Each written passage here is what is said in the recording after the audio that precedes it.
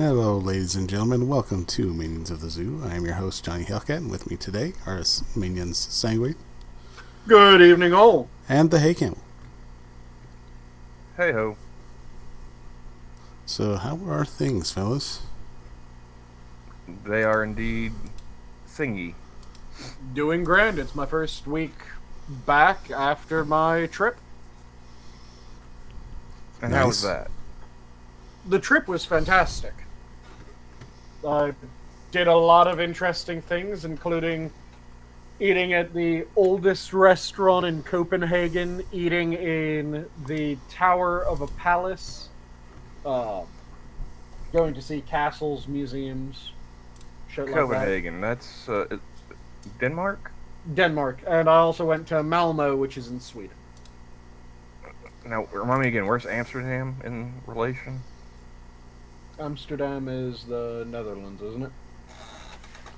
See, I We got keep the wanting to Google get map. those two confused. I mean, it's all the EU, so it's just a hop, skip, and a jump, right? Let me quickly double check, but yeah, that's further south. Because that's more of like 1 second. central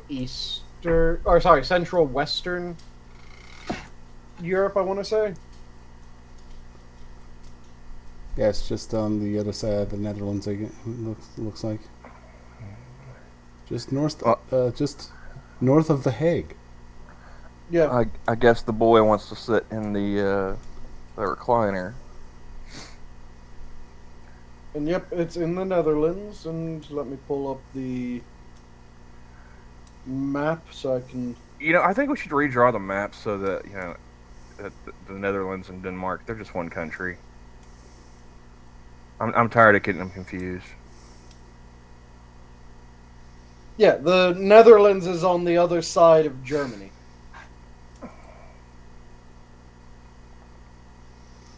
Okay.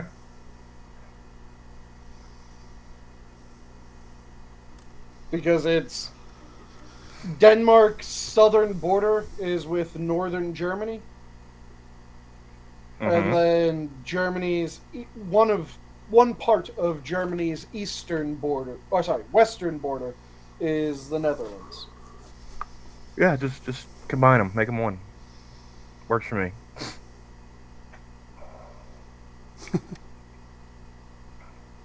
About 50 years too late. I mean, come on, we can redraw the maps right now. No one's gonna care. The more Yeah. historic route is rather than combining the Netherlands and Germany, France and Germany have been joined several times. I was worried. I was worried about him getting up in the chair because he did that the other day, and as soon as he went to lay down, he just started whining and like kind of hopped back up off the recliner. Hit the sensitive spot. Yeah, I must have, but he's chilling up there right now, no problem. For those in chat who aren't aware, Chewie had to go to the vet on Monday and have his back left leg amputated. He had the bonitis, and they didn't want it to spread, so. Tears saying restore the Holy Roman Empire. You know, God wills it. You know, what can I say? But yeah, he's on the mend. He's got him a whole gang of drugs, including one that listeners of Monkey may be a little familiar with. He's on the gabapentin. Mm-hmm. So I've been watching to make sure he doesn't do anything too loopy or whatnot. Mm-hmm. About the only thing I've noticed so far is he doesn't poop that much. He's on pain meds, right? Yeah, he's on one pain med. He's on the gabapentin. He's on an antibiotic. It's opioidal constipation. Well, I was also wondering, like, how much of that was also because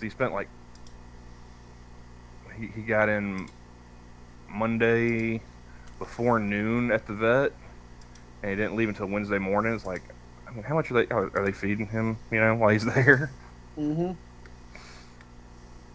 So, But yeah, a good chunk of that, like I said, is opioidal constipation. When he shits, he's going to shit a lot. He's just not going to shit for a bit. well, we're trying to also, we upped his food intake a bit, so that way, he can kind of try and heal up, get him, plenty of protein to Yep. take care of that. And coming on in is Gabby GeeWhiz. Hey guys, sorry for being Gabby. late. That's right. I mean, that's okay. Half the time, I don't even show up anymore, so you're doing better than I. You're 1 for 1. I'll take it. Yeah, your batting average is way higher than mine. God, I needed that nap. I don't know how many times. Naps are wasted on the young, to be honest with you. I don't know why. Like, I don't think kindergartners need nap time. I think 30-year-old office workers need nap time. Well, in Japan, they get it. They also work themselves to death too. So I mean, trade-offs, man. I want the nap time without the seppuku. Yeah, they're not doing everything right. Not saying I want they nap are. time I'm without just pointing suicide out that nets, there are alright? places that you can go for nap time. Yeah, I mean, I could go to Spain and just close down business at 3 o'clock in the afternoon and not, do anything else the rest of the day. Actually, that would probably suit me right down to the ground. But, I mean, I still want to buy shit after 3 o'clock in the afternoon. So that's kind of the trade-off. Yep. Can't really have one without the other. Nobody gets this shit exactly right is my problem.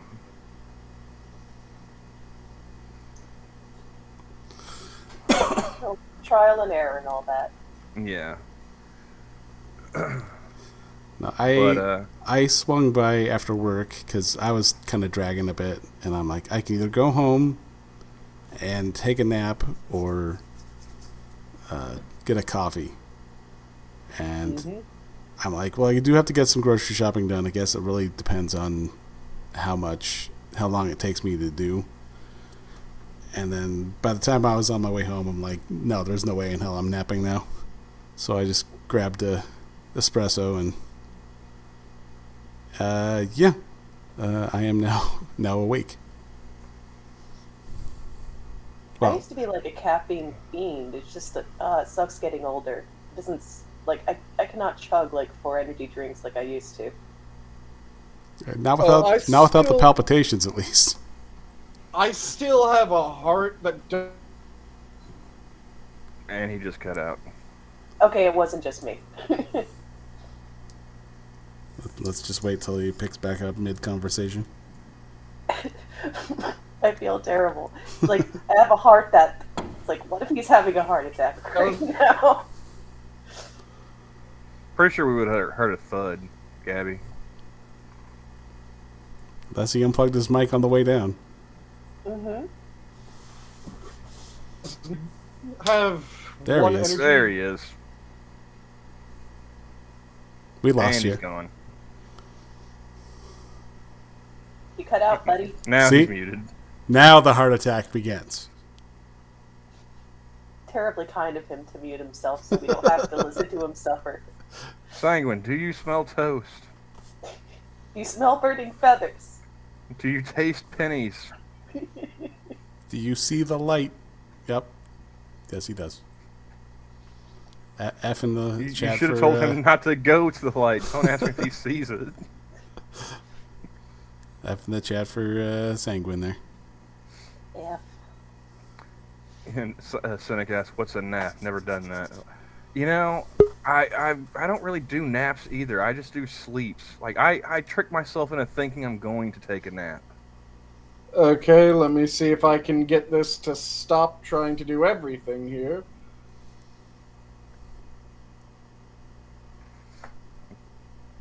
No, you can't.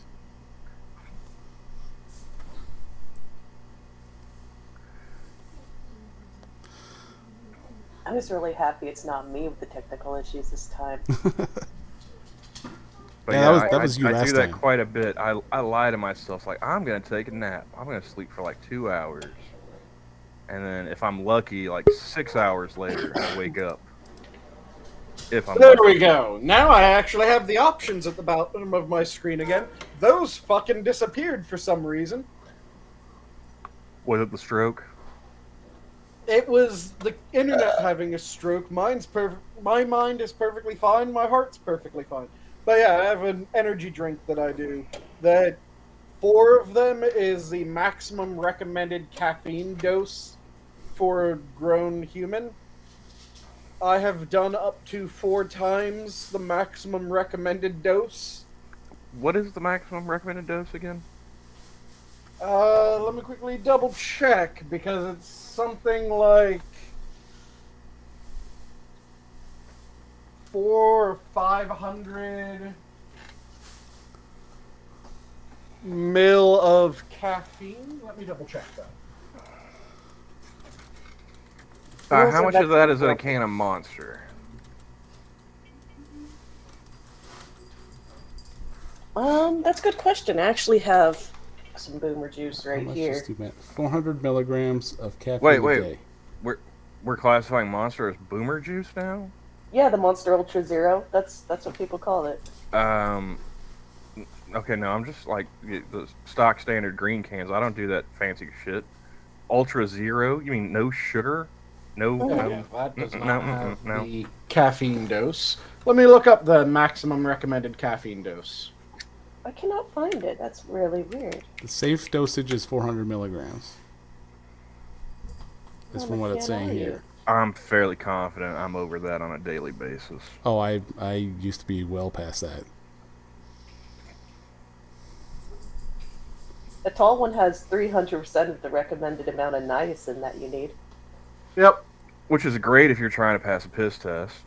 But, I mean, I don't know if that does anything else for it.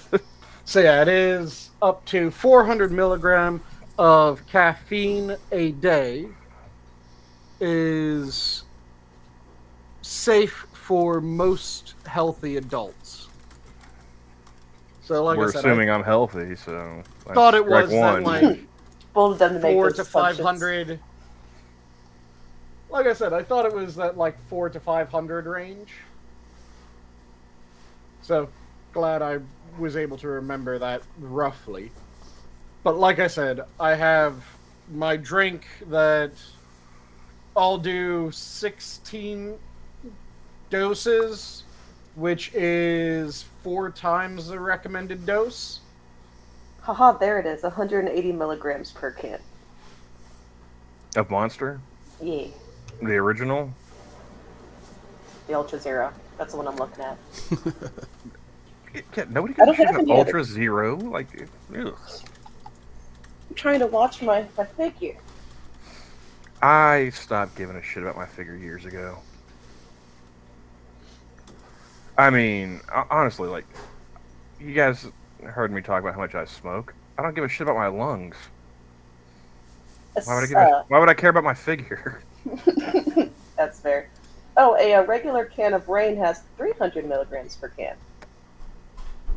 Let's Yeah, see. Bang is really high.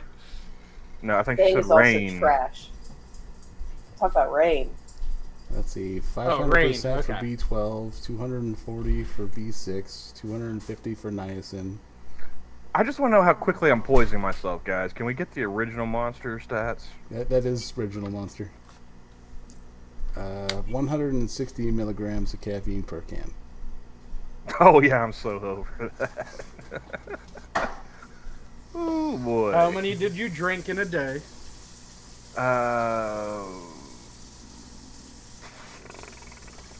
I mean, minimum 3? I've done 4 You- I've done 4 in you- a shift.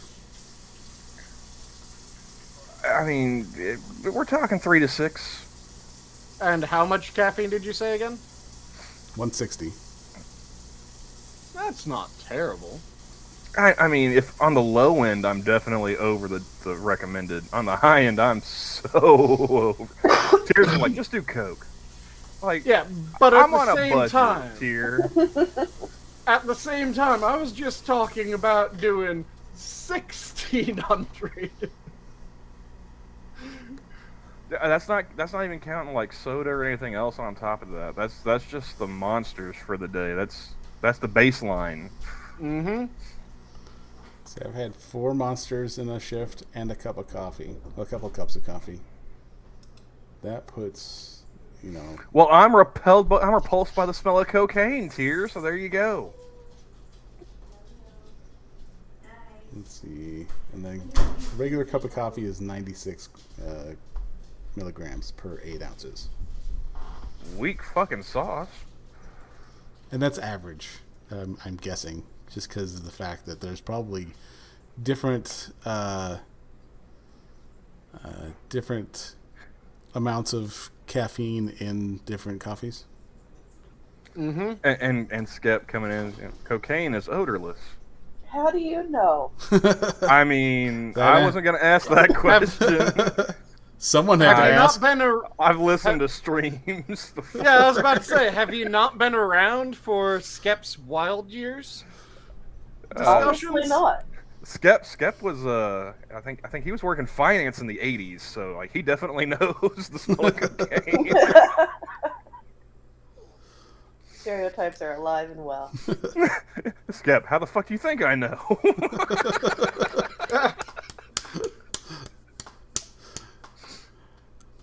Oh, by the way, let's say hello to people in chat here. We have, starting off at the top, we have One Cynic. second, we're real fast. Like, cocaine may be odorless. I'm pretty sure like baby formula isn't.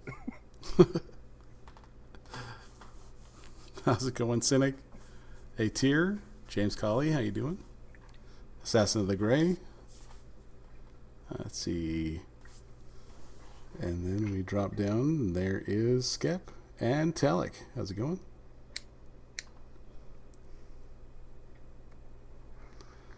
Oh man. So aside from my pupper's tale of woe, I don't have a whole lot to talk about. I mean, I do have some good news. Well, it's more that he got off on the wrong foot. Yeah, and how. But aside from that, I do have some good news. I'm paying off my house tomorrow. Nice. Yay! Congrats. And I'll be broke again. So now I just gotta figure out a way to pay to fix the house, and then yeah, because sure as shit ain't taking out a loan on it right now. Mm-hmm. Gonna have to Campbell do some minstrel shows. Oh, between like trying to get the house fixed up and like once they get his stitches out, I'm gonna see about getting him a prosthetic. Only thing is that that's gonna cost like close to like $2,000. Mm-hmm. Bummer. Yeah. I mean, you guys should have seen him in the kennel, like, because I got to see him the day after. They didn't get a chance to do the surgery until like 3-4 o'clock in the afternoon on Monday, and they don't have anybody overnight. So like he's coming out of like anesthesia and everything. He's waking up. He's in this kennel. He's missing a leg. Like I'm just in there like I'd be freaking the fuck out if I was him, Mm-hmm. It still feels like it's there. And I go in the next day. Next day he's up and around. He's able to get up and moving on the 3 legs, and he's trying to nose his way out the kennel to follow me. It's like, no, you gotta stay one more day, bud. What happened to his foot? He had bone cancer. Oh. And Monday morning, after getting him all fed and everything, went to take him out the backyard, and one of the other dogs spotted a squirrel on the fence and went to chase after it, and he went to chase after that other dog, and pushing off the leg caused a fracture. And so like he was immediately like leg up in the air and run around 3 legs whining bloody murder. So had to take him in to get it cut off. Mm-hmm. But No, he did not drag his face on the ground after anesthesia. At least, he was well out of it by the time I got to see him. Now he's just sitting here, sitting beside me, just panting away. Usually he's asleep by now, but he's hanging out with me tonight, so. I'll be right back. Do tax season thoughts for Nichols. I don't think that'll pay for my house or a bionic leg for my dog. Tier. That's not that many people want to listen to Quan Mills classics. You were saying, Sanguine? What did he say to do? There's an author by the name of Quan Mills who writes really, really trashy ghetto drama fiction. And Dax and I, mostly I read on stream one of his books called That Hoe Got Roaches in Her Crib. Okay. Because I literally judged the book by the cover, and the cover was hilarious.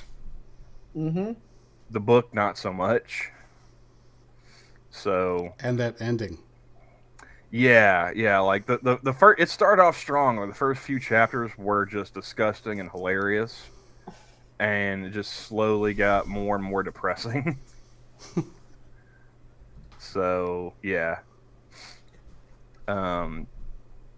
we had joked that the next one Dax would read. Were you expecting it not to get more depressing? I mean, it started with. We expected... It was already depressing, but it just went on a whole other wavelength. Oh, okay, Sanguine, you have to see the cover of this book. It's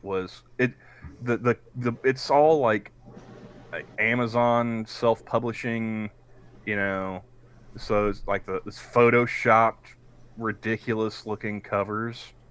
You just type in the name like Quan Mills on Twitter, and you'll see like a selection, or do it on like Amazon, Kindle, whatever, and you'll see like the cover. They're ridiculous, dude. They're hilarious. And I expected, I thought these were gonna be like ghetto comedies. No. That's why I called the streams judging a book by its cover. That's literally what I did. Like I was saying, I was expecting some like depressing ghetto bodice ripper. Well, there's one like about like old thoughts.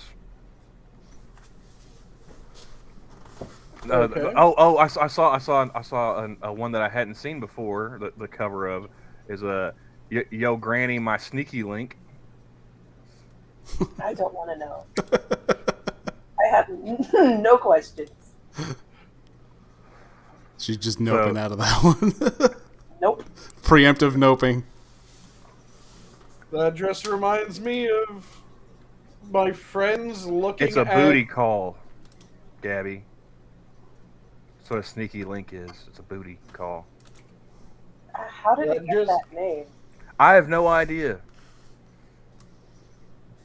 That just reminds me. Oh, yeah, that's right. That's right, Tier. There's another one. So, Pastors Eat Pussy Too. And there's a sequel. Just dying to know how that ends. Apparently with Bible study and cunnilingus. Yeah, this is the picture of my dog after he woke up after losing his nuts. There was one terrible movie I wanted to watch. I forget what it's called. It's about like a priest who becomes like a velociraptor. It looks so stupid. Velocipaster. I love how you guys all. Yeah, I want to check that out. I haven't seen it, but I'm aware. Yes. Yeah, the fact that all of us knew exactly what you had meant. Yeah. This is why we're friends. We'll have to set a time aside for that because that's. Next, she's going to ask us how often we think about Rome. Which period are we talking about? I knew someone would have questions. Are we talking? I'm not Justinian. surprised by Sanguine at all. Are we talking late? Are we talking after the East-West split? So thinking more about Belisarius, or are we talking early? And if we're talking early, are we talking during the Roman royalty? Are we talking during the Roman Republic? Or are we talking during the Roman Empire? Well, Skep has got the plague of Justinian on his mind, so... Yeah, there's the plague of Justinian, which is one of the 1,000-year plagues.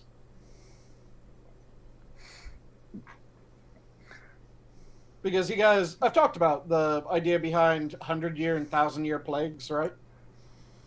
I'm sure you have. I've just slept since then and smoked a bunch of weed. So I just have the brain of Swiss cheese. The general premise is that there's natural disasters that are ridiculously rare, and they're categorized as 10, 100, and 1,000-year disasters. So you have the 10-year flood, and the 10-year flood for an area will be much worse than any of the floods in any of the other years. So it's the 1 in 10-year flood. Ridiculous amount of water comes down. Then you have the 100-year flood. And the 100-year flood is to the 10-year flood what the 10-year flood is to the standard flood. So it is magnitudes worse. And then you have the 1,000-year flood. And the 1,000-year flood is to the 100-year flood what the 100-year flood is to the 10-year flood, what the 10-year flood is to normal flood. So it is this ramping up. And this happens with a bunch of different disasters. So you have the 10-year, the 100-year, and the 1,000-year earthquake, 10-year, 100-year, 1,000-year flood, 10-year, 100-year, 1,000-year plague. And in the plague of Justinian is one of the ones that's often pointed to as Hey, Johnny. a Yeah. 1,000-year Everyone plague. knows you're a skinwalker, dude. You don't have to show us. Yeah, I was kind of trying to find the cone of shame, but I can't Yeah, find you it. don't have to change your bloomers in front of us, man. We know.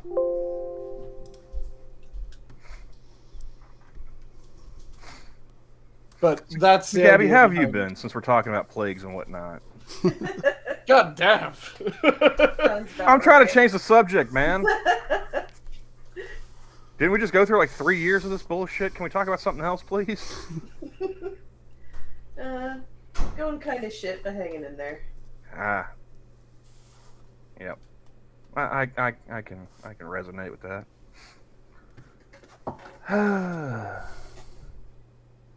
So I like I said, I took a sleep earlier today, so I missed out on anything going on this afternoon. But I woke up and I did see one thing on the Twitter, because I refuse to call it X. Apparently, Lord Miles is in jail. Who? You were telling me about that. Lord Miles, the cheeky British lad who went, on holiday when the Taliban was reclaiming Afghanistan. Well, apparently he went back to Taliban country, and supposedly he is in the clink.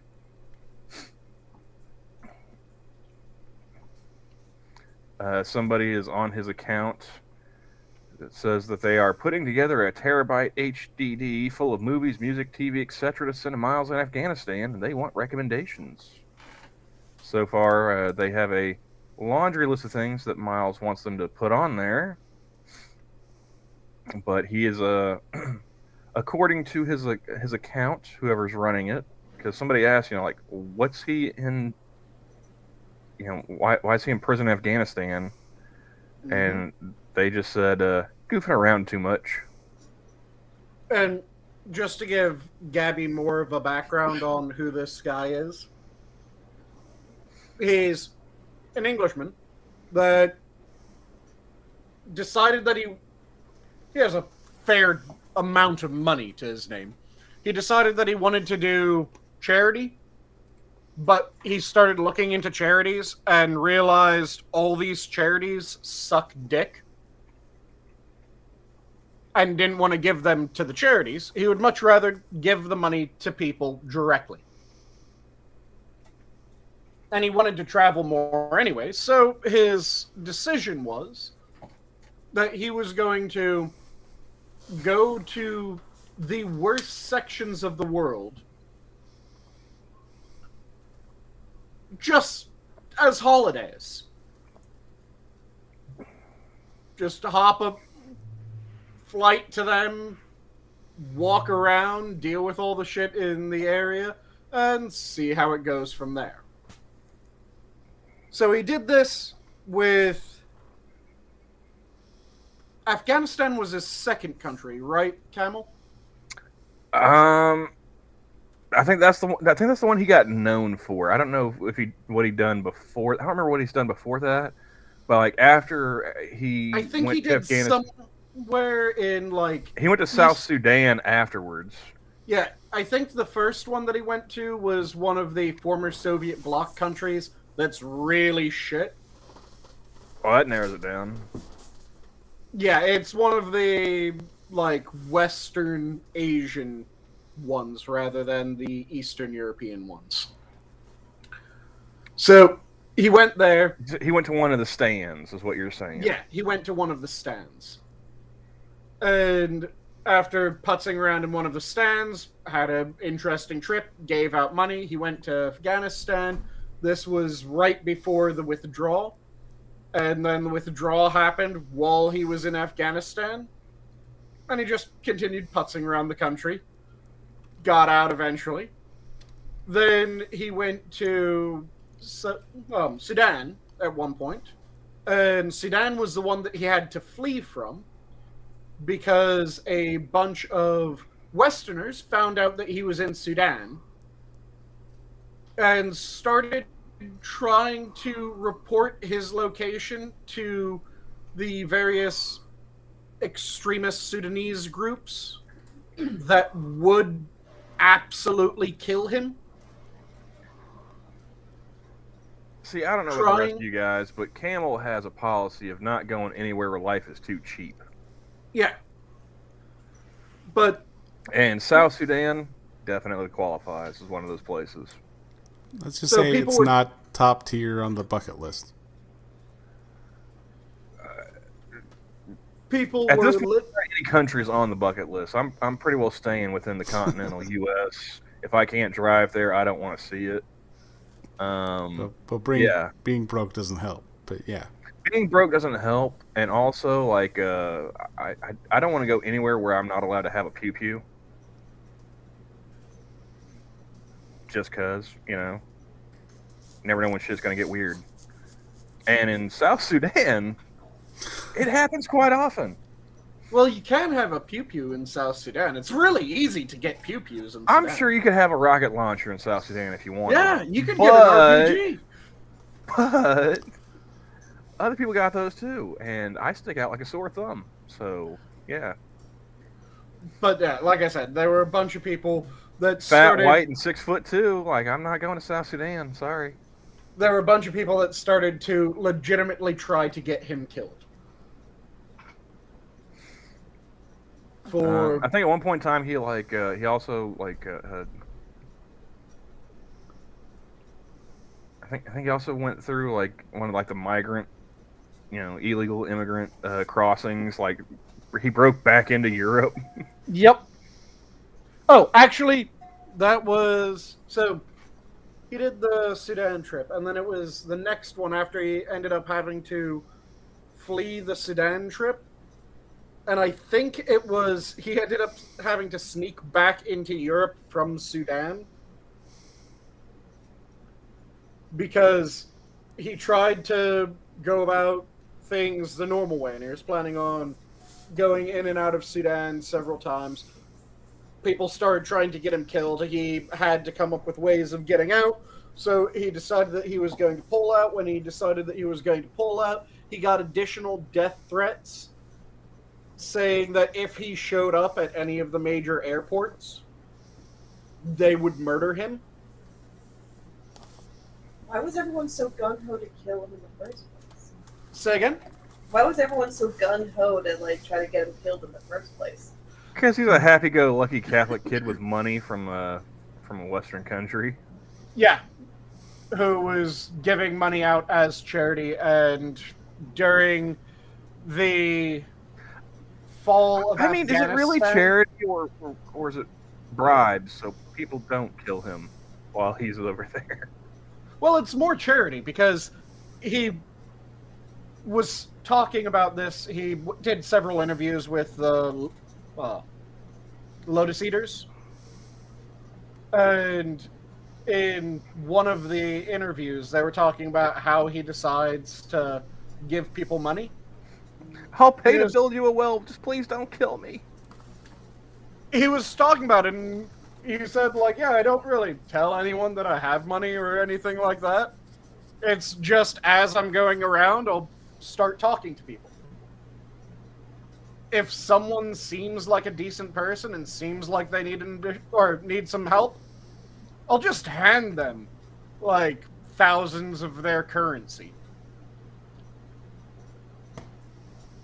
And that was how he decided to give out his charity. It was, he would just be talking to someone. He'd find out that, like, oh yeah, they are currently taking care of their parents and their kids and their wife, and this is going on in their life, and he'd go, okay, here you go. Here's some money. Have a good one. And then just fuck off. Well, now he's under house arrest in Kabul, so, I mean... Yep, but people started having a hate-on for him because during the Afghanistan debacle, he was just putzing around, having a great time, and being extremely personable and cheerful. And if there's anything that a certain element of politics online currently hates right now, it's someone who's cheerful and just trying to help people. So they immediately started attacking him for having a white savior complex. They attacked him for not wanting to give to certain charities, because that was another thing. When he started being asked about it, he answered very forthrightly and went, yeah, I looked into a bunch of charities. Like, he looked into Bono's The One charity. And he found out that a ridiculous number of charities give less than, like, 15% of what they get to charity.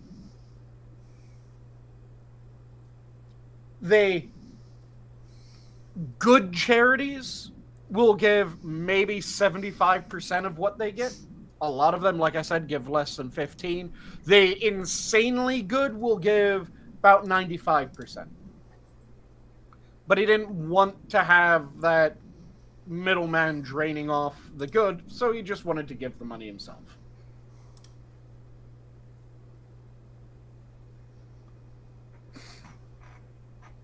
And like I said, the cheerful, smiling, happy man pissed people off because of it.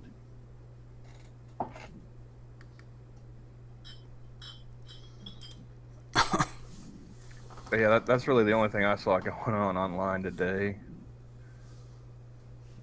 I have a question. Uh-huh. The way movies have been going lately, you hear the one line that I think kind of just lets you know that it's going to be a shit movie. And that would be modernized.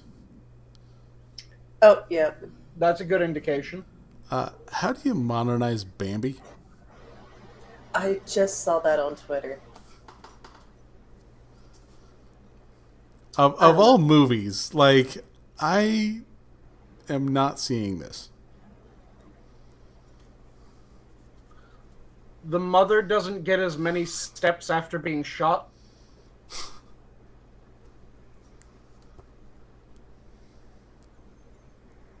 At least Has-Been Hotel is finally going to be available to watch. January 2024. Mm-hmm. Fucking Yeah. hyped. I'm not sure how you modernize Bambi. Though, I do think that when you hear something is modernized, that is a good indication that it's going to be shit. Yeah. Mm-hmm. The other one is when something is being praised for its diverse cast. That's also a very bad sign. Because if the best thing that you have to say about a cast is there's many different colors in it, Yeah. you don't really have much to say about your cast, do you? Now, and one thing I will notice, I'll note, there were a lot of people saying, not a lot, but there's a few people who are saying, like, Idris Elba shouldn't have been Heimdall in Thor. Mm-hmm. Just for the fact that he was black. Not because he was black, but just because that's not who the character was. Yeah. But honestly, I think it worked out. I'd say the bigger complaint is that he was just vastly underutilized. See, my problem is that Idris Elba, yeah, he's a fantastic actor. If he was going to be given that part, it should have been entirely because of merit. And it does not seem that that was the reason why he got the role. It seemed much more like, well, we need more black people in this. Yeah. Let's cast Idris Elba as Heimdall. Whereas when you look at Samuel L. Jackson as Nick Fury, same fucking series, but there wasn't ever really that feel of, well, the reason that we're casting a black man as Nick Fury is because we wanted more black men. And they're both fantastic actors, but it's because they made such a big deal out of, we cast a black man as Heimdall. We cast a black man as Heimdall. Isn't that amazing? There's going to be a black man in the Thor movie. The fuck is wrong with you? And then if you look at another movie, the one that I always point to as a absolutely fantastic bit of casting in a movie that sucked. Michael Clark Duncan, Kingpin, Daredevil. Terrible movie, amazing role. Yeah. It is depressing that Michael Clark Duncan was wasted in that movie. Because Michael Clark Duncan as the Kingpin, fuck yeah. And it's because the Kingpin has very specific traits.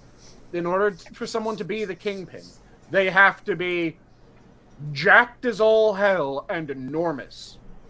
Also, they have to be able to pull off being intelligent. Michael Clark Duncan, jacked as all hell, enormous, and could pull off being intelligent. That's what you need for that role. For Nick Fury, with Michael Clark Duncan, that was one of the few times I saw him in movies where he was playing a character that was like really intelligent. Yeah. Which is kind of sad because he was, great comedy actor, good dramatic actor. But yeah, I can only think of like that movie. I'm trying to think if there's any other ones where he was actually like, playing a character that was fairly smart. Mm-hmm. That's the main one that comes to mind. But again, it was a role that he was really good at playing. He was, even though he didn't normally play a smart guy, he was believable as the ridiculously strong smart guy. Mm-hmm. It wasn't like the James Bond, we have this Victoria's Secret model as a nuclear physicist. And you hear how much concentration she has to put behind the words in order to say anything even vaguely sciencey. that was an Ed Byrne joke about like the difference between like American and British porn. Mm-hmm. He's like, with American porn, like I could almost believe that the blonde, is a like a nuclear scientist or whatever. Like I can't do that with British, porn actresses, not with their accents. Nice. But yeah, it's one of those things that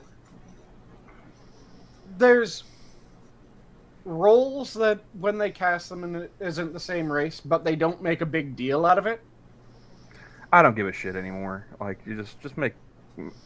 Let's stop bitching about race swapping. It's like, how about you just make something good?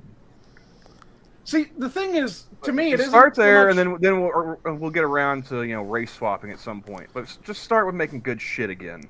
to me, it isn't so much it's bitching about race swapping as it's bitching about people crowing about race swapping.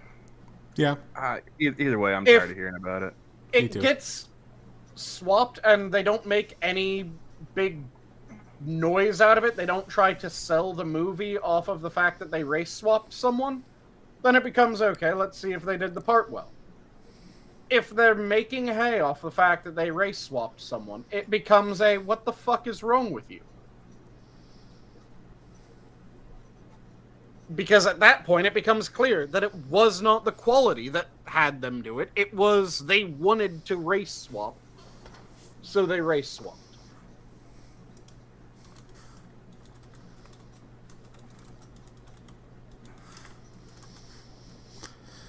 That's the part that pisses me off about it.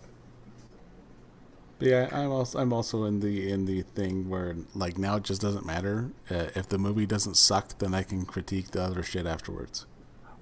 Oh, actually, problem is- I did hear about that. Apparently, the writer's strike is coming to a close. But the actor strike is ongoing, from what I heard. Yeah, know the but I actors mean, strike so is- that's the thing. It's like with the writer's strike, doesn't that mean like late night TV's coming back? Oh, that's going to be miserable. Yeah, because I work overnights and we've got TVs on at the place I work. So I was actually enjoying I didn't really have time to sit down and just watch TV, but I'd look up and there'd be like reruns of Seinfeld and King of Queens. It's like there were even like commercials for like phone sex operators. I was like, did I fall into a time warp and go back to like 1999? Yeah. Forgot about those. Yeah, what's really what I thought was hilarious is like, because I'm in my mid 30s. There's this one guy I work with. He was born in 2000, and so like Seinfeld was off the air by the time this motherfucker was born. Mm-hmm. And it's like like 2:00 in the morning, and like I said, there was like a phone sex commercial. I was like, they still fucking do that? It's like with the internet and everything, people are still like calling 1-800 spank it. I mean, really? Or no, so I'm sorry, 1-900. Like they were charging like $4.99 a minute back in the 90s. What the fuck are they charging now? Probably a whole lot less, oversaturated market and all that. I was about to ask, did you hear the price? Were they charging less or were they charging more?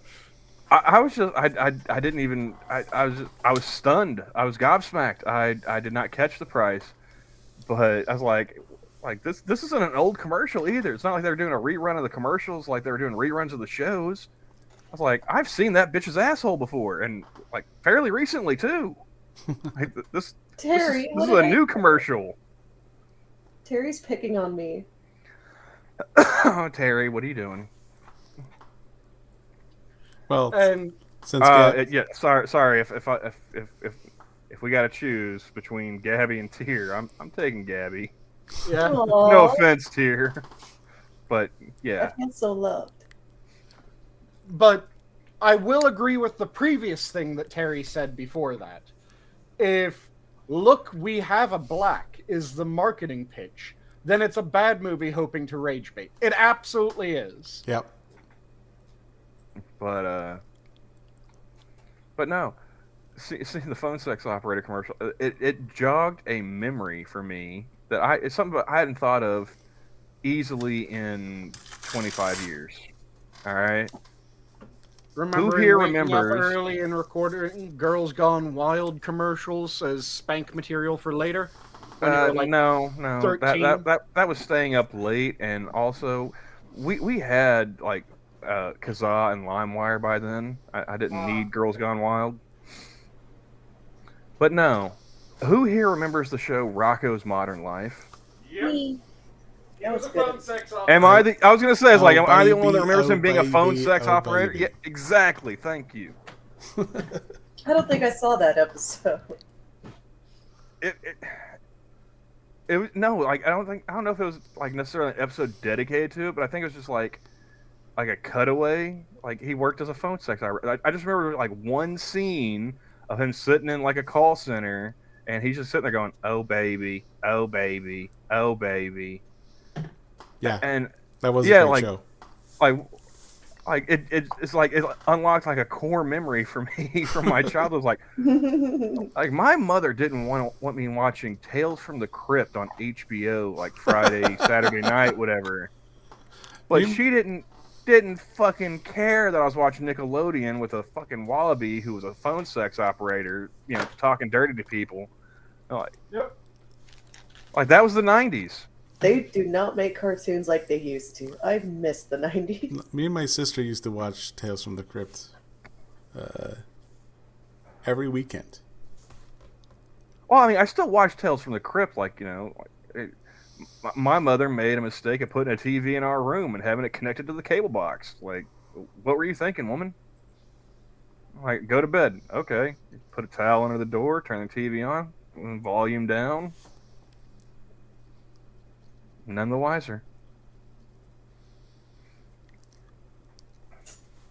But yeah, the old shit that used to be on air was fantastic. Back when writers were actually trying to write good things. I miss those days. But yeah, like, I was sitting there explaining to this kid who, like, you know, he was in diapers, you know, on 9/11. It's like, yeah, there was this TV show called Rocco's Modern Life. I wonder if they're streaming that. But yeah, just watching his face as I explained the premise of this show, I was like, and I'm old. Time it marches on.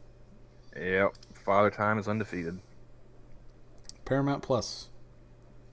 I'm not paying for that. No. Like, I'm sorry, at this point, like, all the streaming services, just bundle them all together and make another fucking cable package, because that's all it is at this point. It's internet cable. Which somehow sucks more than regular cable. They're not as bad as cable yet, though. I think I forget which streaming service it was wanted to introduce adding news highlights, and I'm like, yo ho, yo. I think it was Disney Plus. I think it was because they were going to add CNN. I just remember like Netflix talking about how like they're gonna have commercials. I was like, but you're Netflix. Also, really, Amazon they has- were going to add CNN. They were going to pick the one that is not profitable. Maybe CNN is like giving them money, be like, hey buddies, show our stuff. We need someone. What to buy money? this They shit. aren't making money. Let's see. Yeah, they have Angry Beavers. Oh, I missed that one. That was a good one. Yep. There's Ren and Stimpy. Good one. Real Monsters. Doug. Cat Dog. Yeah, All Real Monsters was fantastic. Doug was pretty good. Rocket Power. I miss Johnny Bravo. I've had like an itch to rewatch that. Johnny Bravo. Rocket Power was and amazing. Cow Johnny and Bravo, Chicken. fuck Yep. yes. Rocket Power Yeah, annoyed the shit out of me, like way too much. I don't know that one. It's about I think they're not all skateboarders. I think one kid's on roller skates. One's one's a biker, two skateboarders, and the chick is the rollerblader. Yep. And I hated them all. Yeah, I never watched that one. It was yeah. cashing in It was a on the pretty good one. extreme sports craze. Yep. I just remember like watching because I'm trying to remember when I went from watching like Nickelodeon to like watching Cartoon Network on a more regular basis. Because I remember Johnny Bravo and Cow and Chicken and Courage the Cowardly Dog. Never watch that show when you're like hallucinating, man. Yeah, and then Powerpuff Girls and stuff like that. I remember those. Johnny Bravo is on HBO Max. Yeah, because like I think HBO Max, whatever conglomeration owns HBO, owns Cartoon Network as well. Or like the old, was it Hanna-Barbera? Wasn't that a Hanna-Barbera like I think so. joint? But I remember watching like the Powerpuff Girls cartoons because like my sisters were of the age where they were able to enjoy it for just being bright, colorful cartoons. Mm-hmm. And I was sitting there watching it with them. It's like, oh, they're actually making some references. I understood that reference. Like they made like reference to like the like Evil Dead. Yep. This is my boomstick. See, that was the great thing about old school cartoons. Old school cartoons realized what was going on. They realized It's not just a kid sitting there watching it. Yep, they realized kids will be watching this. We need to attract kids. But also, there's going to be an older sibling or a parent or grandparent also watching this. And we don't want them getting bored because if they get bored of our show and they aren't bored of another show, they're going to convince the kid to watch the other show. Or just make an executive decision. Yeah, or make a decision that they aren't going to watch this shit. Whereas if you make the show interesting for everyone and you layer jokes, Animaniacs is probably one of the best examples of this.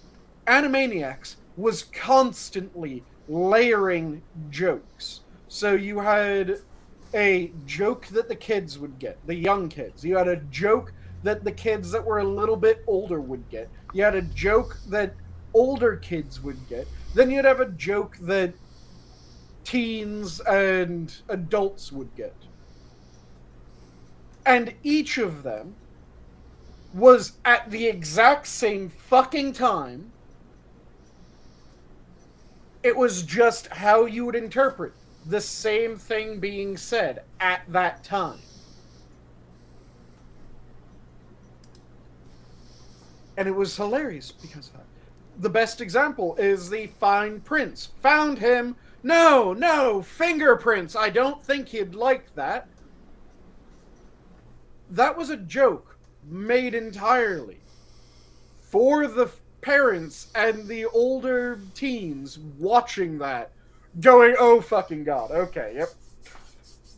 But at the same time, it was something that I remember laughing at before I understood what the hell had just happened.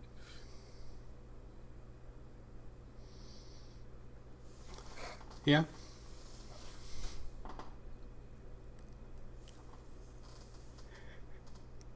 And that used to be the norm. Now it doesn't seem to be that way. Now it's, you have cartoons that are made for adults, and they have absolutely nothing for kids.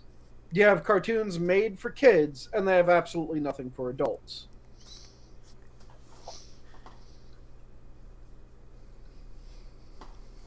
And people feel like they're making such great work when they do either of those.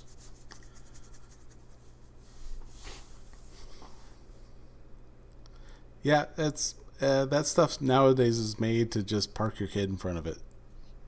Yep. Which is also why they started slipping in insane shit. So depressing. Yep. I used to watch Pocoyo. when the kids were wee ones. And that had Stephen Fry as the narrator, and that's the only reason I watched it. Nice. I'm like, if Stephen Fry wasn't attached to this, there was no way in hell I would watch that. Mm-hmm.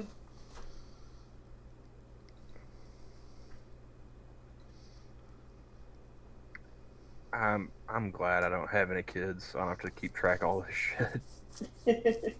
Same. Although my niece is a big old bookworm, which I'm super happy about. Yeah. Oh, I forgot about that one. That's some old gold right there. Oh. So somebody well, here I'll screen share here. 1 second. Do Phenomena.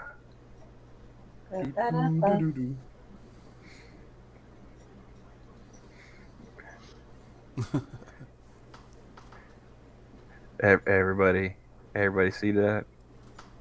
Yes, I do. And part 2.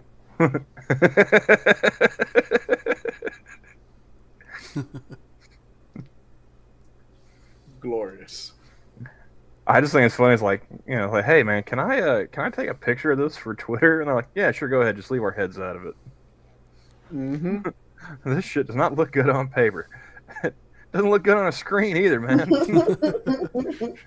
It's not just paper. They can get bent. It's like you called out the IRS. What do you think they were gonna do? How much money did they lose? They couldn't track. I forget. Are we talking before 9/11?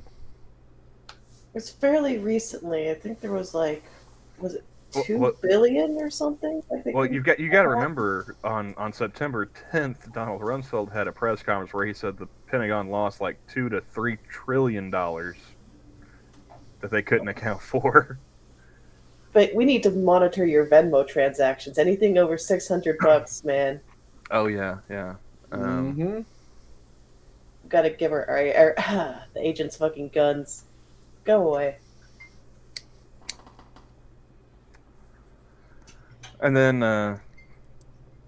like wasn't there a story like, I don't know, a few weeks or a month or two ago where like an IRS agent in training shot another trainee?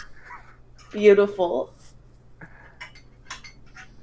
It's like, I mean, it's bad enough like the ATF comes to your house, they shoot your dog just on principle. Now you got, IRS agents who are I was about to say attacking as well. what's next? The ATF agent training ends up shooting his instructor's dog.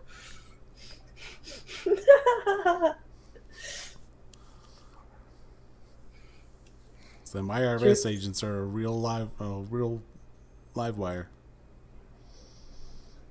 You never know where they're gonna aim. Wild card, bitches. I'm baffled by the people that just see the government expand, and they go, yeah, this is perfectly fine.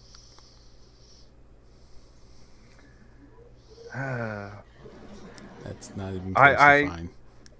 Like I said, I'm paying off the house tomorrow, and then I'm trying to prioritize what all I needed to take care of after that, because like that's going to be the biggest purchase of my life. Mm-hmm.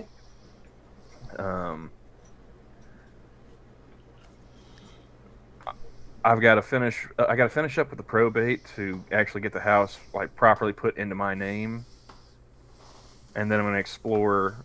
I've been told, I don't know how many people. Oh, the tribe will help you. Fix your house up. They'll do this and that and yada yada. It's like, oh really?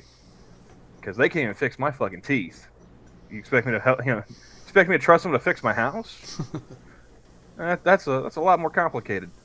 But once it's in my name, I'm could be like, hey, I've heard, you guys do this and this and this and that. And just wait for him to say, no. No, we don't. Like, oh, well, surrounded by liars. Good to know. Thanks. You can see about, and granted it's an extra cost, but a house inspection. They can kind of. There's no way in hell this house is passing any kind of inspection, Johnny. Well, it doesn't need to pass it. You just need to know what to work on. This motherfucker was built before the moon landing. I'm sure there's some pretty fun stuff you could find around there. See, and it hasn't had any maintenance done on it in probably 30 years. So yeah, it's like, well, the first thing you want to do is get that gas can out there. Bring it on inside. Start pouring. Well, I mean it. And then you take this gum apparently, wrapper and you stick it if in I the didn't lighter. have a roof on my house, it wouldn't count as arson if I just burned it to the ground. Kind of wish I knew that before I paid for a new fucking roof, So that kind of throws that plot out the window. But yeah, hopefully for once in my life the tribe will be worth a shit, and they'll actually help me get this place fixed up without costing me an arm and a leg. Otherwise, I'm just going to do it like Johnny Cash style and go one room at a time. So, depending on whether or not I can get some assistance from the tribe, if I can, great, get the house fixed, and then I can move on to my other priorities, like upgrading the computer and buying guns and whatnot. And by the way, very good reference.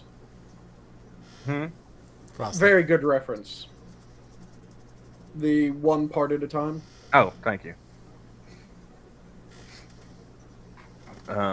No, different tribe, functional, not that one. Hey, if I was part of that tribe, you think I'd be complaining about money problems? Really? Come on now. My credit rating would be so much better.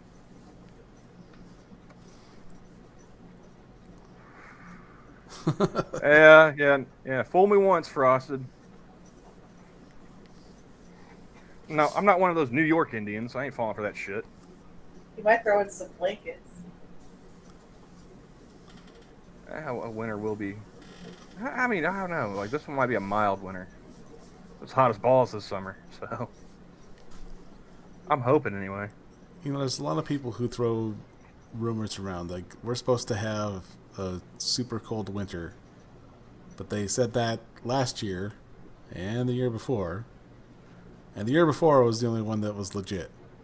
Hey, as long as you keep that sub-zero temperature bullshit up there and keep it out of my backyard, I don't care. No, block the sun, let the world freeze. Fuck you. I do not want to live in a Snowpiercer world. No Simpsons episodes over here. Thank you very much. We'll keep an equatorial band. -4. That's as far as I ever want to go. Yeah, We'll keep an equatorial band for you soft skins. It'll get up to 60. Yeah, when Della and I are like comparing... We've had this argument before, saying when 72. 60. I'm not haggling with you, sir. 72. That's my final offer. 55. This isn't some Baghdad bazaar, all right? 50. The price is the price, You're goddammit. going lower. Yeah, I'm going lower. You aren't happy with 60? Fine. I'm not going to try to satisfy you. I'll go lower. Yeah, we won't Keep turn... talking shit and I will nuke Minnesota, all right? Bring on nuclear winter, motherfucker. Yeah, next time... I'm just gonna keep bombing it until it's like 86 year round, and you're just gonna fucking melt. I don't care. Yeah, we don't If you turn try our... that, you're going to freeze. We don't turn our heater on until it gets to around the low 50s. I shouldn't have to wear multiple layers in my goddamn house, all right? Sounds like a personal problem. I think maybe even until mid-40s. Yeah? You Mid-40s people are sounds good. freaks.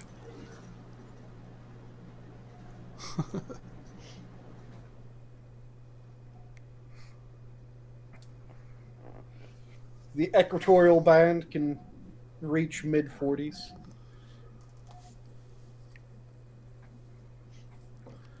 No, a good steady 70 is perfect.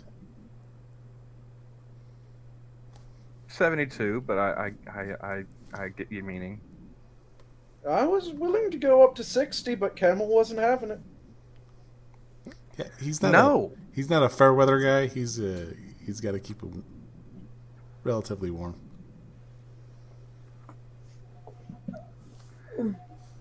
And you say this whole equatorial band shit. It's like Caracas isn't that warm, all right? Well, it won't be after the sun's blocked out. It's not that warm now. You got to remember, like, some of those places in the equatorial band have elevation. Yep.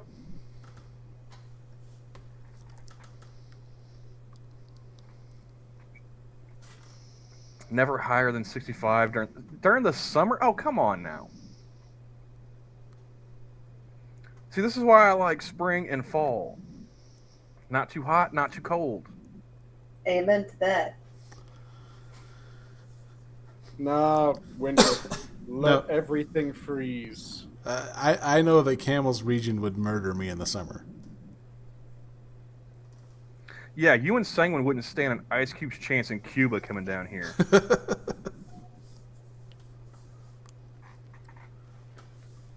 Yeah, you Hell, wouldn't you'd probably survive- melt in the winter, let's be honest. Yeah, and you wouldn't survive the winters here. I remember going to Kansas City. I think I'd do better up there than you would down here. No offense. I remember way back when I'd going to bitch Kansas City about for the it summer. constantly, but I think I'd do better. Are we including climate controls in houses? In houses? Yeah, Yeah. we're not British. We're gonna have ACs and heaters. So yeah, with AC, I can survive anyway. You'll have to go outside eventually, and you're gonna burst into flames as soon as you do, sir. It's gonna be that the Kid in That Bad Religion album. Just as soon as you step outside, just ignite. It's gonna be like that scene from Terminator 2 where she sees the fucking future of Judgment Day. No, it takes a few days of Florida. we had a Keys whole sun. week where it was like 111 steady. It takes a few days of Florida Keys sun in order to start melting my ears.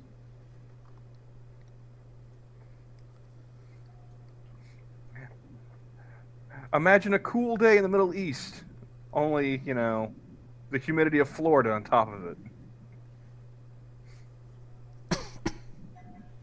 Like I said, That's what AC. summer's like down here. We fucking hate humidity, man. Yep. I've said repeatedly that where I live is like Florida, just without the coastline. You know, we've got the heat, we've got the humidity, we've got the gators, we've got the meth heads, everything but the ocean.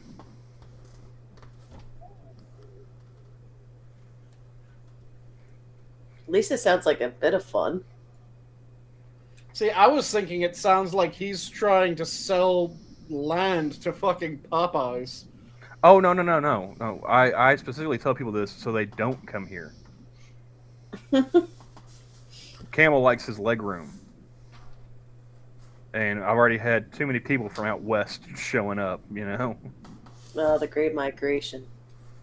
I had a couple of fat white chicks from Oregon one time. They were with a dude. They were with a black guy who had just got out the pen. And I know he just got the pen because he used his prison ID to buy cigarettes. Classy. This is how fresh he was out the joint, right? Mm-hmm. And they were sitting there complaining about how Oklahoma prisons are so much worse than Oregon. You know, they're so much harsher. And I was like, you can go back.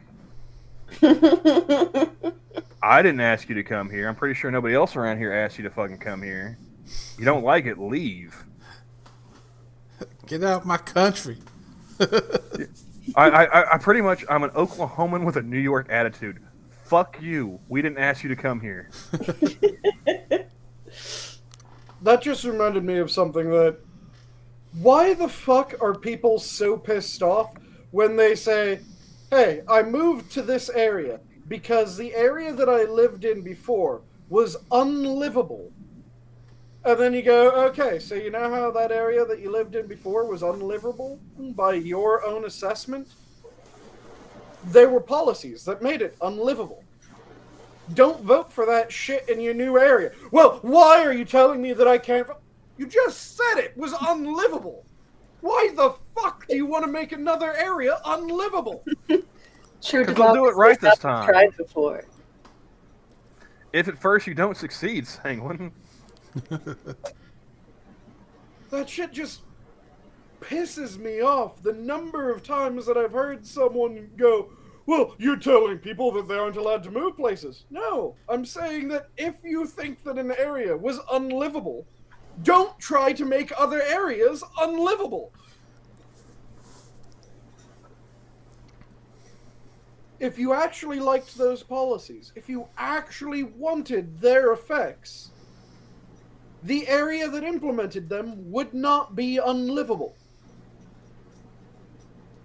Holy shit. What'd you see? Pamela Anderson without makeup. Yeah, I saw that picture. That is, She looks like Clint Howard. Ridden hard and put away wet. Oh. I know I I'm realize not an attractive man.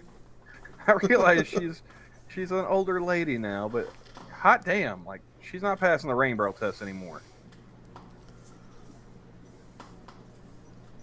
They freaking like Madonna and Cher go all crazy with their freaking like plastic surgery. It's like, dude, just age gracefully. Cher You look so much weirder. Cher looks like sculpted plastic, but she still looks like Cher. You know, Madonna looks like more of an alien than those fucking Mexican pinatas that they had out last week or whatever. Was that last week or was that? Yeah, that was last week or a couple weeks ago. Yeah. I was like, don't try and fool me, Mexicans. I know a pinata when I see one. All right, if I hit that thing, it's like some fun-sized Snickers are gonna pop out. Come on now. And some Smarties, because every fucking pinata's got Smarties for some reason. Because it should. Those aren't even candy. Let's be honest. I don't know what that is. I don't know who convinced people that those were worth a damn. They're not. They're like retarded Pez, and you don't even get the dispenser.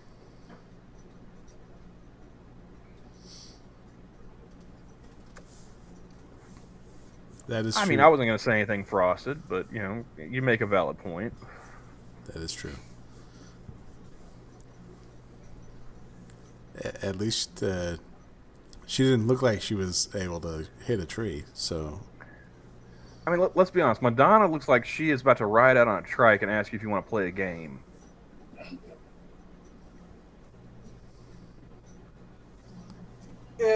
She becomes ever more uncanny valley bullshit.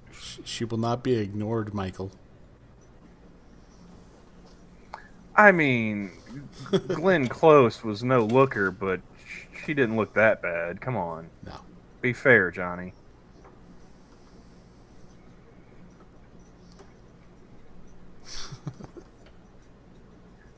See, that's something I look back on. I was like, wow. Like, before the internet, Hollywood actually tried to gaslight people and think Glenn Close was attractive. Who? Huh? Who? You don't know who Glenn Close is? I don't think so. From You never saw Fatal Cruella de Attraction?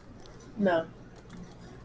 Yeah. She was Cruella de Vil? Cruella de Vil in the first live action 101 Dalmatians. Now let's be fair here. I'll show this picture.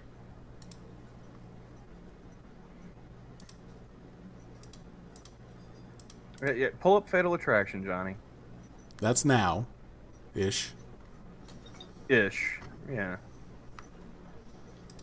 Still looking better than Pamela Anderson. You got to give her that. When you got to go to Mexico because the surgeons in America have cut you off, it's time I think to one of stop. the best examples of aging gracefully, Helen Mirren. I'll give her credit. That's She's got the brilliant. crazy eyes down, but I mean,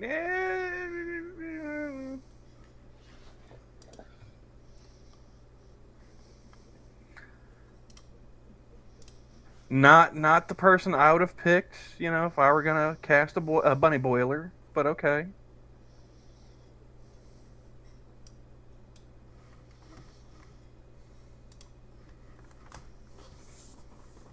Meryl Streep is pretty attractive. She was. I mean, dude, Bridges of Madison County, that's a good one. Wait, I legit cried at the end of that one. Not gonna lie. Gonna be honest, never saw it. It's so good, but it's gonna kick your feelings in the dick. No, thank you. You know, we were watching back when it came out on video. We were watching Legends of the Fall. It was my Now that one's a rough movie. my dad and I and my sister and my aunt, and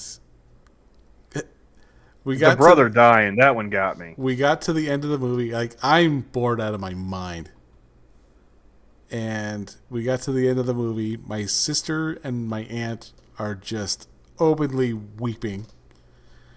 And my dad looks at me and he goes, as soon as the credits start rolling, he goes, "Well, you're not tearing up. Let's go get some ice cream."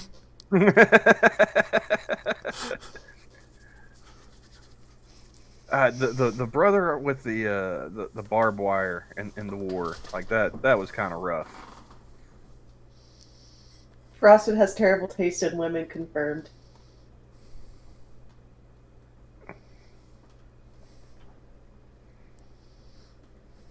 I mean, Meryl Streep doesn't make my finger scale, but okay.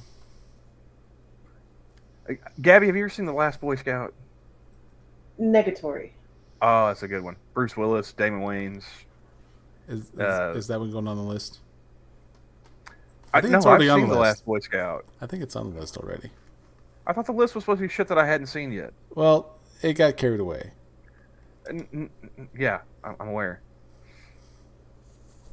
No, it's a. I can't remember if it was Ridley or if it was Tony Scott. I want to say Tony Scott was the one that directed it. But yeah, I think Tony Scott. Pretty good, underrated '90s movie. And they've got Bruce McGill as one of Bruce Willis's. Hey, two Bruces. Didn't even think about that. Bruce McGill is a buddy of Bruce Willis's character, and he sets him up as this private detective on a case with a young Halle Berry, and he's explaining that she's a hot number, right? And he tells him, I think he said that she was a 3 on his finger scale, which is the number of fingers he'd be willing to cut off to have sex with her.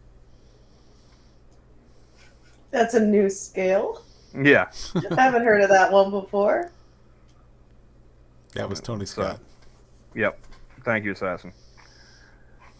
So yeah, Meryl's not making the finger scale in Camel's book, but I mean, she's all right.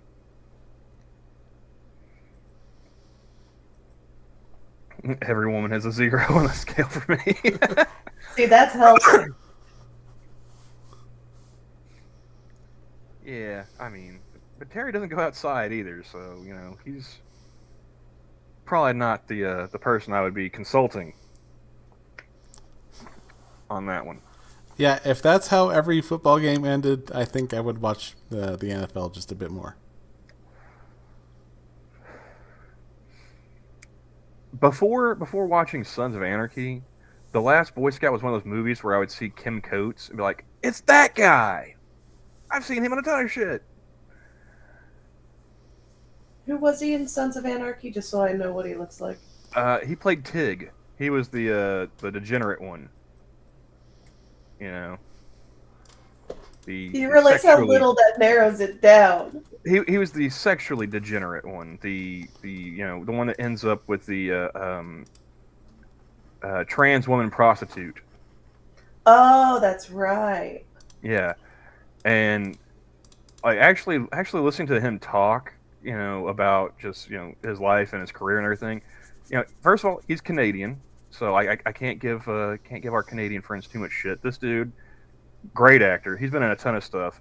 I remember like it was Waterworld. He's got this one little scene. He's probably the most entertaining part of that damn movie because I hate Kevin Costner. It's paper. Trying to bargain with him. He, also Black Hawk Down. Like this dude popped up in just so much shit. It's like, and he was one of those character actors. Like I could never remember his name, and then he gets on Sons of Anarchy for was like 7 years. It's like now, like I'll never forget his name. But yeah, dude's awesome. I'll watch anything he's in.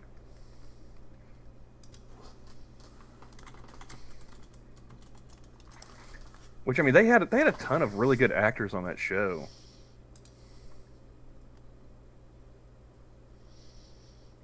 That's right. He was on Open Range as well.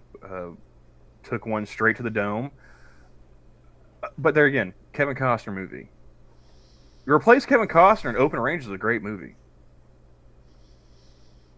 One of these days, like we'll have to get like me and Polly on a stream and just argue Kevin Costner. I thought Mr. Brooks was okay until Dane Cook got in there. Yeah, I mean, it did have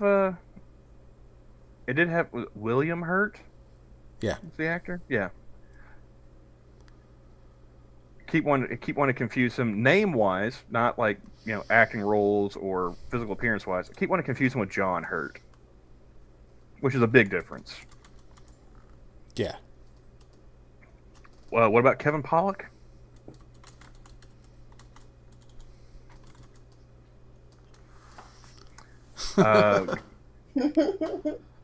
Depends on how much money I get in the divorce, Frosted. He will grow fingers. I mean, I heard like his wife was trying to get like $160,000 a month. I mean, that's worth a pinky at least.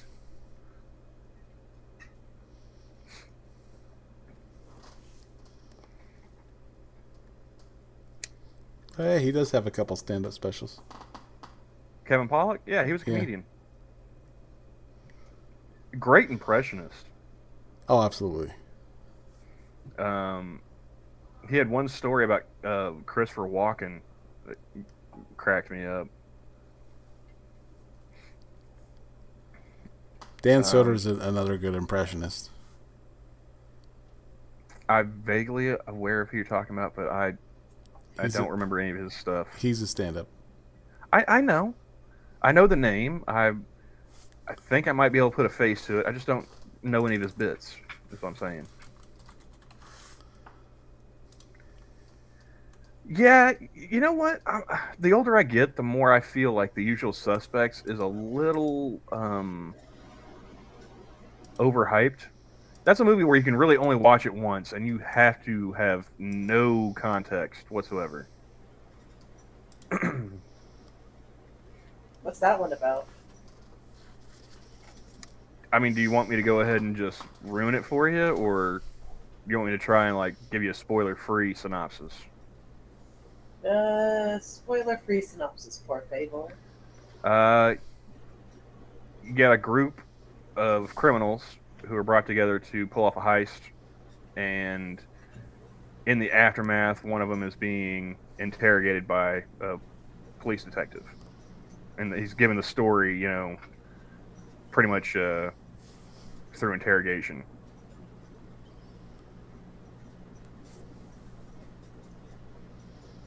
It's a heist movie, just so assassin is yeah.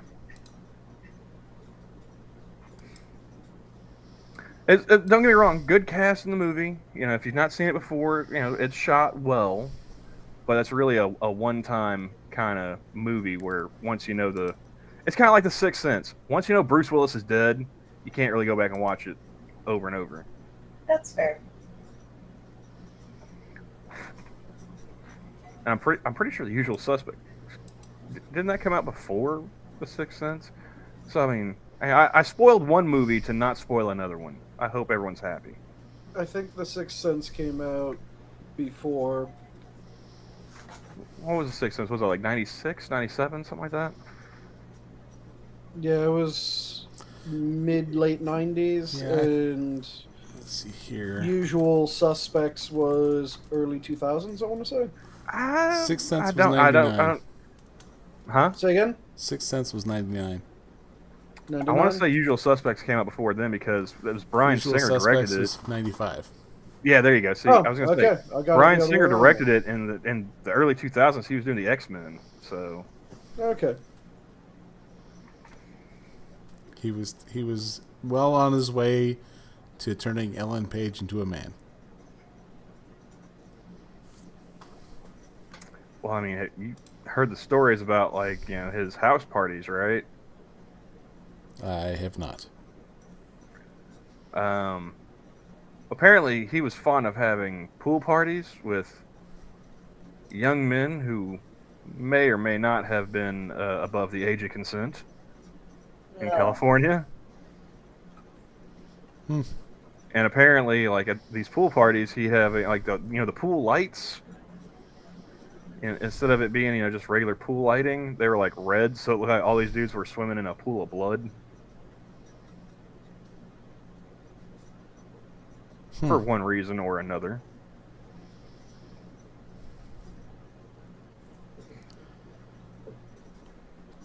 Yeah, Bryan Chris. Singer's a freak.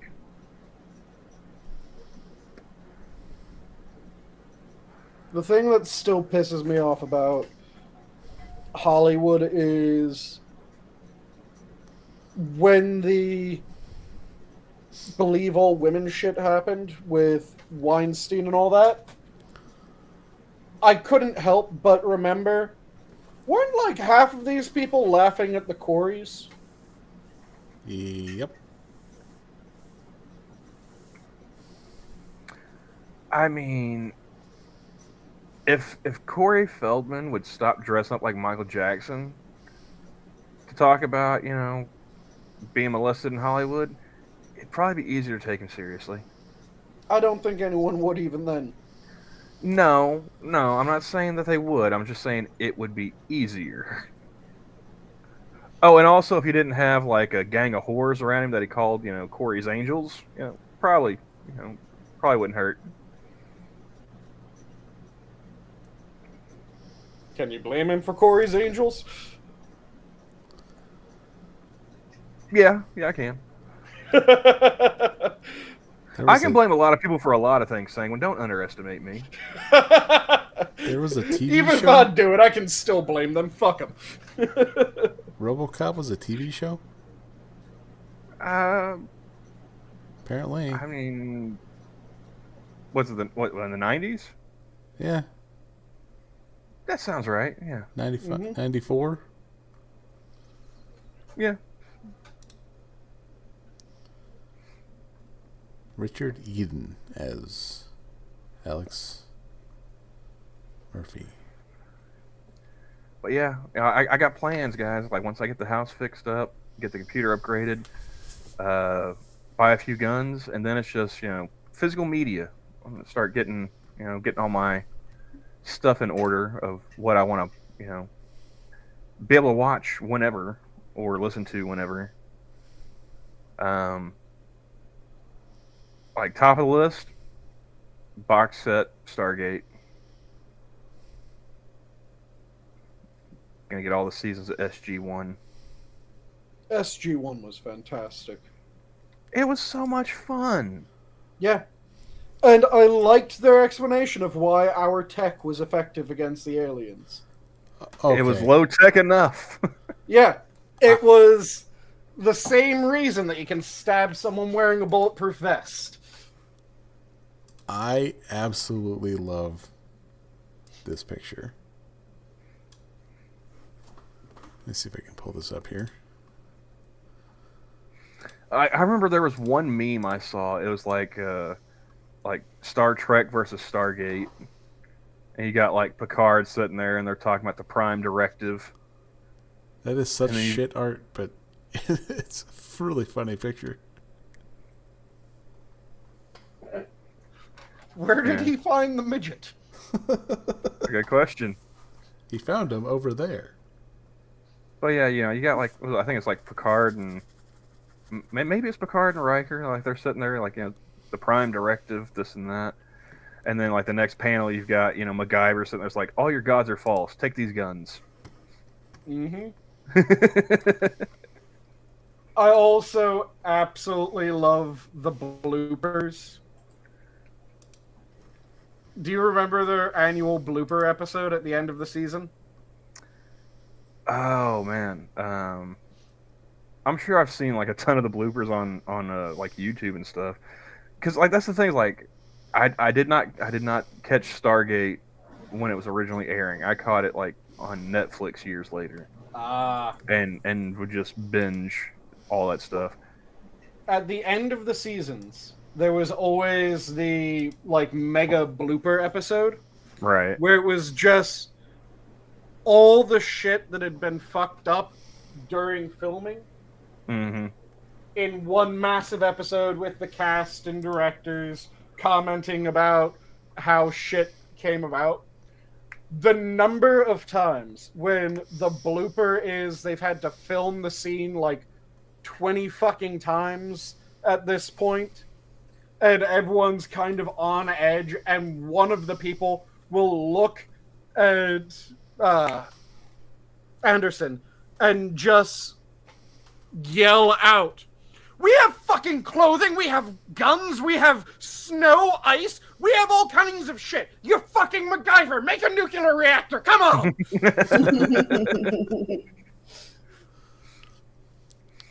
I didn't like the reboot The reboot. for MacGyver. Oh, Yeah. I'm It wasn't as sorry. good as That, the original. if you don't have like Richard Dean Anderson with feathered hair, it's not MacGyver. Yeah, and like I could see if they were gonna do the like, because there was a lot of alluding to Richard Dean Anderson being in the show, but he never shows up. He's old and fat now. Why would he want to do that? But yeah, I think that they're like, it was a try to lure you in and just kind of keep you there, and it's just like, I'm just not getting this. Yeah, it didn't have quite the same heart. Like I said, if it doesn't have Richard Dean Anderson with some feathered hair, it's not MacGyver. And actual Jack Dalton. That's like trying to do like Knight Rider without the Hoff. All right, which they tried to do. Which they have tried to do, yeah. It didn't work out, did it? No, you didn't have the Hoff. Hold on. If you have someone that before they're in it, they do an entire one-for-one cover of "I Can't Stop This Feeling," and then they do the reboot, would that count? No. See, I kind of feel if they do the one-for-one "I Can't Stop This Feeling," it would give them some extra points.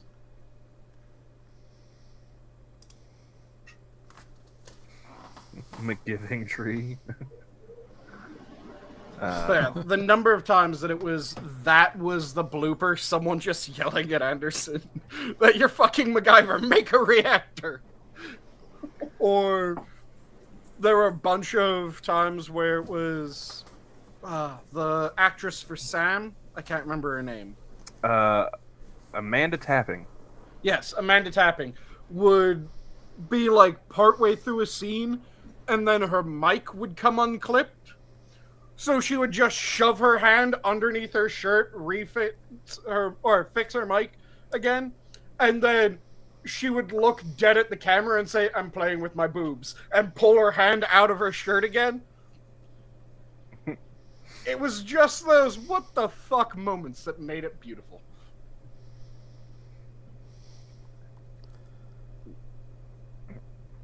Let's see. Have to go on a Celebrities. Stargate binge here pretty soon. Celebrities on MacGyver. But yeah, I've got a list like a box set of SG1. Get the box set of Justified. That's another one. Mm-hmm. And then see about maybe getting like some older TV shows. Like I've got the box set of MASH. So once I get everything fixed up and I have my media room set up, yeah, I'm gonna just marathon all the seasons of MASH. That's a show I haven't heard about in years. I mean, when I was a kid, like grade school wise, like there was a time where Mama Camel had to have her a job, so we had daycare after school, and yeah, like everyone else is sitting there, they wanted to play outside and do this and that. Like Camel watching TV Land. Mm-hmm. So like I remember as a MASH, and then like there's like episodes of Happy Days like later in the evening and whatnot. So yeah, it's The the old Nick at Hawkeye Night and the days. Fonz. Yeah. Colonel Blake or Colonel Potter? Oh, I was more for Potter. I'm trying to remember. Was Blake the first one? Was he the original Yeah. guy? Blake was the original. Potter was the British one, right? Potter was the old one. Potter was the one with the horse. Yeah, he was the old dude. He was the snooty one. He started. Oh no, okay, okay, I got you. Frank or Winchester. Ooh. I remember Winchester more than I remember. I mean, I remember Frank, but I just don't remember as many episodes with him as I do with Winchester. Now, see, my question would always be is like, all right, Trapper John or Honeycutt. Oh, boxers all day. Frost, what are you talking about? That goes without saying. Yeah, I mean that's just common sense. But yeah, like my question was always, were you a Trapper John or a Honeycutt man? Which one did you prefer?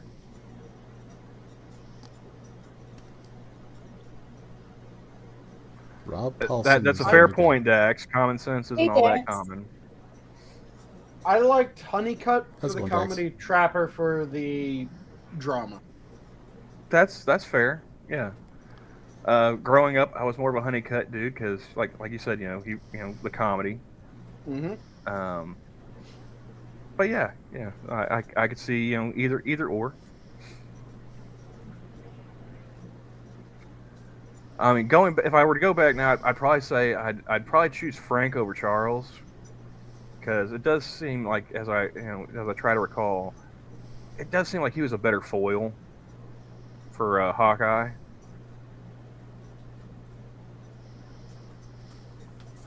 Yeah, there was only so much that he could take with him. So it's like, Yeah, once Charles got in there, it's like you kind of had to restart the whole thing all over again.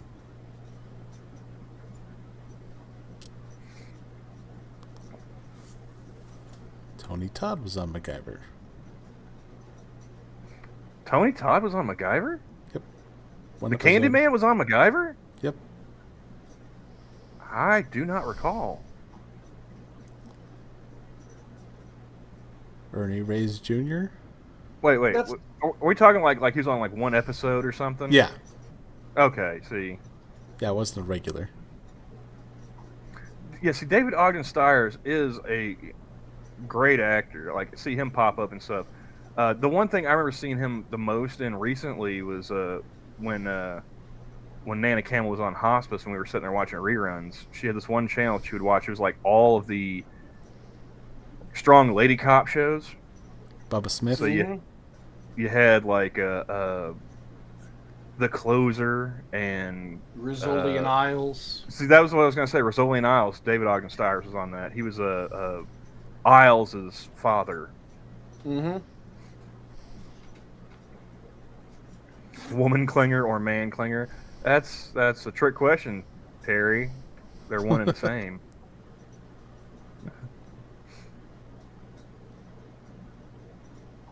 Todd was also on Matlock. Yeah, I could see that one. I thought it was hilarious watching all those reruns. Just seeing like some of these actors that I know from this, that, or the other. It's like, wait, you were on this show? Like there's one that sticks out for me is you guys remember In the Heat of the Night? Yeah. Mm-hmm. I'm gonna take it Gabby does not recall that show. Y'all are talking about a whole bunch of stuff I have no idea. Well, in the Heat of the Night was a show that was based off of a movie, and in the movie it had was it Sidney Poitier? Yep. And who was the was it Carol O'Connor in the movie too, or was it just in the TV show? I know he was in the TV show. Yeah, he was the chief in the TV show. I'm just trying to remember who was the chief in the movie. This said Rod Steiger. Yeah. Okay, just the show.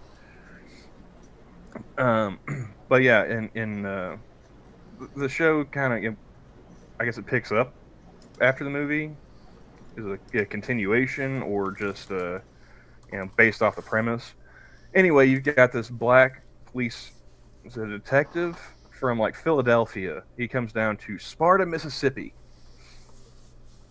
and Steiger, not Steger. Okay, fine, whatever. Frankenstein. But yeah, the show follows, this police department in this small town, Sparta, Mississippi, and dealing with race relations and small town crime and community and whatnot. But this one episode, and you can tell this is like quintessential 80s TV. The crack epidemic comes to Sparta. Mm-hmm. And it's an epidemic because they have a singular crack house. And one of the crack heads in said crack house is played by Walton Goggins. And that's another one for Gabby. Sons of Anarchy, the trans woman prostitute, that was played by Walton Goggins. It all comes back to that. Yeah, he's been in a bunch of stuff, but back to the... I had to circle back to Sons of Anarchy because I knew that she was familiar. I appreciate that. Thank you, Camel. Did Carol O'Connor make a career playing? Yes, he did, and he was damn good at it, sir. Archie Bunker is my spirit animal. Thank you very much.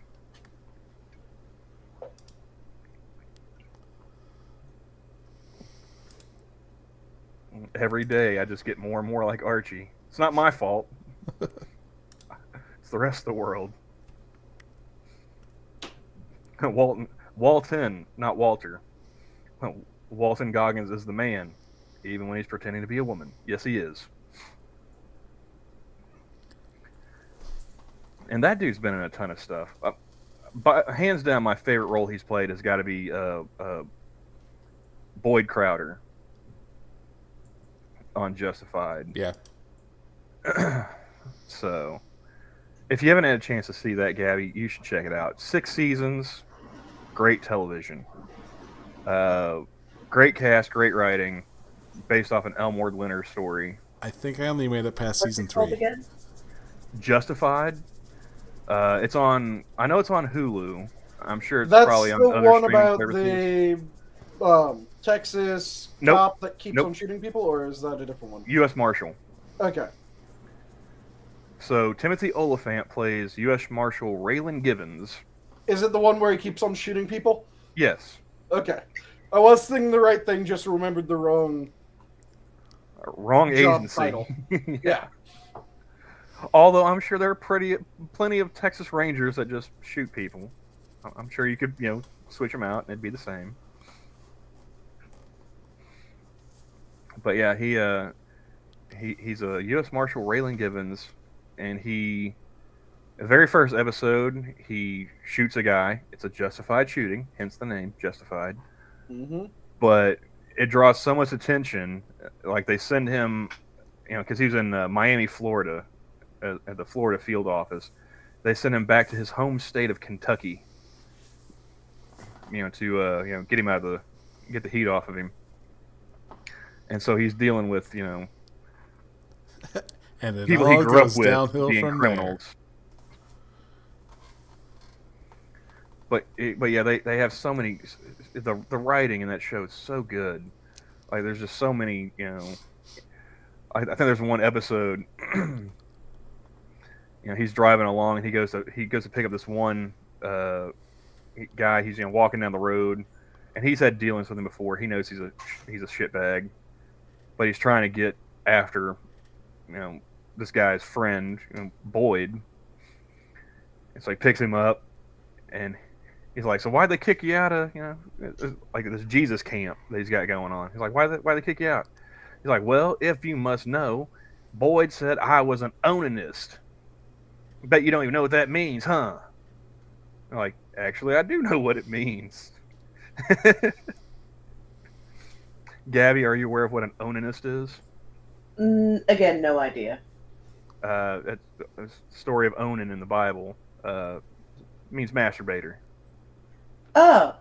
Yeah, they caught him beating the bishop, so they kicked him out of their little group.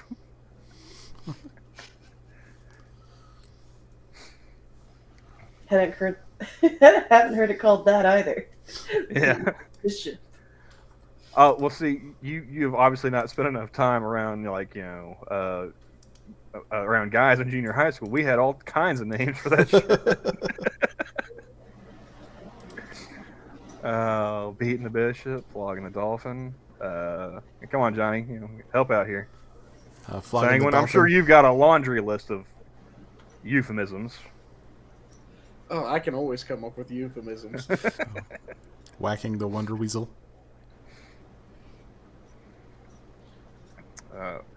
Petting the one-eyed trouser snake. Flogging the porpoise. Obviously, Frost is a heathen. He goes, "There's a story in the Bible about a guy just jerking off." Yes, there is. Yeah, and he gets struck down by God for it. Well, here's the thing. Was it his brother? I forget the name of his brother. His brother died, and so he was supposed to, in the Bible, your brother dies, you're supposed to, step Fuck up his and wife. take care of his wife, like marry his wife, so that way, yeah.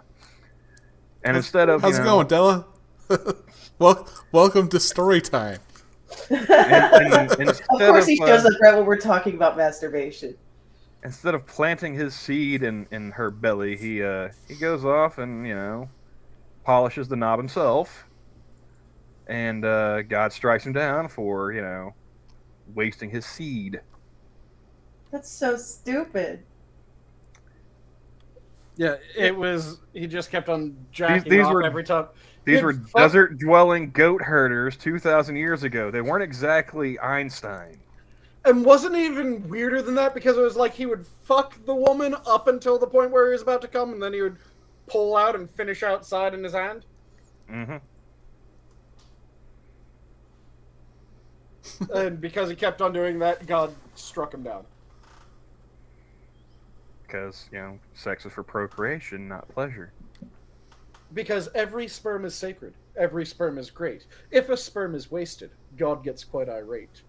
Let the heathens spill theirs on the dusty ground. God shall strike them down for each sperm that can't be found. Do you just have that? Did you pull that up, or did you have that memorized? I have that memorized. He has this shit locked down in his brain. I love you guys. It's one of my favorite Monty Python songs. Of course, I have it memorized. No, the only reason why we even talked about it, Della, was because I was explaining a bit from the show Justified. But yeah, there's a hell of a lot of them. Like I said, flogging the porpoise, choking the chicken, spanking the wonder weasel. Spanking the monkey. Yeah. Yep, Yeah. spanking the monkey. There's beating it like a misbehaving Mormon. There's just the list goes on. The five knuckle shuffle. Yep.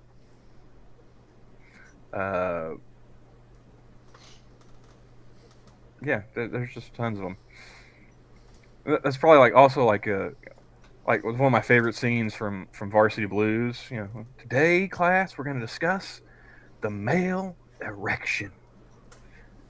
He just starts like naming a laundry list of euphemisms for sprouting wood, Jack's Magic Beanstalk, Mm-hmm. The purple headed yogurt slinger, just going on and on and on. And he finally just like, and Pedro. Pedro? Mm-hmm. Yep. Damn, that's a good movie. Like the only time MTV made like a quality film. Yeah. But we are getting at 2 hours, and I'm starting to fade. Okay. Copy that. We're going to go with parting thoughts. Gabby? My head is empty. Well, there goes me. I can't say I have nothing now. Sanguine? If you're passionate about something, make sure that you devour it. Don't let it devour you. I caught that hesitation. Yeah, me too. I made him gun shy, Johnny. No, it was more just I was going, should I change? No, I'll go from the standard. Camel? I haven't used this one in a while, so why not? Some old helicopter pilot wisdom. The only time you have too much fuel is when you're on fire. And I'll go with, they say life is a gift. No thanks, I'll keep the receipt. And with that, the zoo is closed. Have a good night, everyone. Have a good night, all. Have a good night. Bye, everybody.